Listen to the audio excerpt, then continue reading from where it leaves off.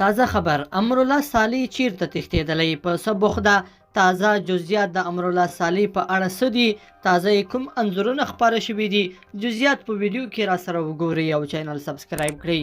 السلام علیکم لیدونکو ستړي مشئ.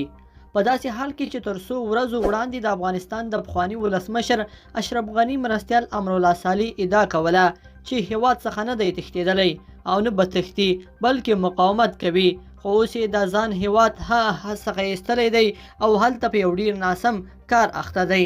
امرالله صالح اوس په عربي متحده اماراتو کې دی او ځان یې هلته د اشرف غني خواته رسولی دی. نوموړی چې څنګه تللی نو د افغانستان څخه د غلا کړو پیسو په ادرس پسې ورغلی دی او په بانکونو کې منډې وهي په تمه دی چې د افغانانو څخه تښتوري په میلیونونه ډالر وباسي.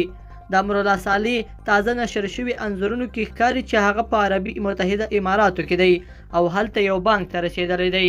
د یادونې وړ ده چې د افغانستان څخه تښتېدلی پخوانی ولسمشر اشرف غني هم په عربي متحده اماراتو کې دی. بلخوا طالبانو مولوي علم ګل حقانی د افغانستان د پاسپورت ادارې لپاره د نوي رئیس په توګه معرفي کړ.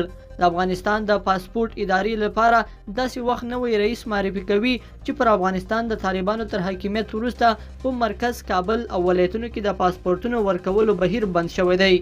طالبانو په دې وروستیو کې ویلي چې د پاسپورتونو ورکولو بهیر به ډیر ژر بیرته پیل شي.